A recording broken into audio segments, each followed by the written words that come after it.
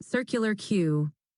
A circular queue is an extended version of a regular queue, where the last element is connected to the first element, forming a circular-like structure. The circular queue addresses a significant limitation of the normal queue. In a regular queue, after a series of insertions and deletions, non-usable empty spaces may be left between elements. In a circular queue, the index is 0 and 1 can only be used after resetting the queue, which involves the deletion of all elements. This reset allows for better utilization of the available space, but it also reduces the actual size of the queue.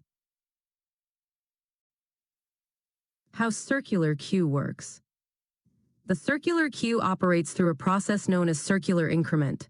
When we attempt to increment the queue pointer and reach the end of the queue, we wrap around and start from the beginning of the queue again. To achieve this circular behavior, the increment is performed using modulo division with the size of the queue. But when the pointer reaches the end, it loops back to the beginning, allowing continuous access to the circular structure of the queue. If the value of rear plus 1 is equal to 5, indicating an overflow situation, then rear is set to rear plus 1 modulo 5, resulting in 0, which represents the start of the queue. Circular queue operations. The circular queue works as follows. It uses two pointers, front and rear. Front points to the first element of the queue. Rear points to the last element of the queue. Initially, the values of front and rear are set to -1. In queue operation. To perform operations in a circular queue, these are the steps. To check if the queue is full, ensure front equals to 0 and rear is at the last position, or front equals to rear plus 1. For the first element, set the value of front to 0. To circularly increase the rear index by 1, if rear reaches the end, the next position would be at the start of the queue. Add the new element in the position pointed to by rear. To queue operation. Operations in the circular queue. To check if the queue is empty, verify if front and rear are both -1.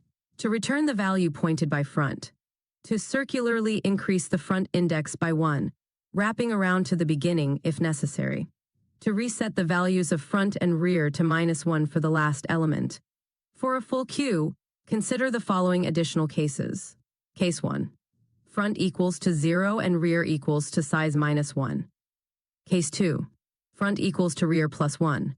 The second case occurs when rear starts from 0 due to the circular increment, and its value is just 1 less than front, indicating that the queue is full. Circular queue complexity analysis. The complexity of the in-queue and dequeue operations for a circular queue array implementations is big O of 1. Applications of circular queue. CPU scheduling, memory management, traffic management,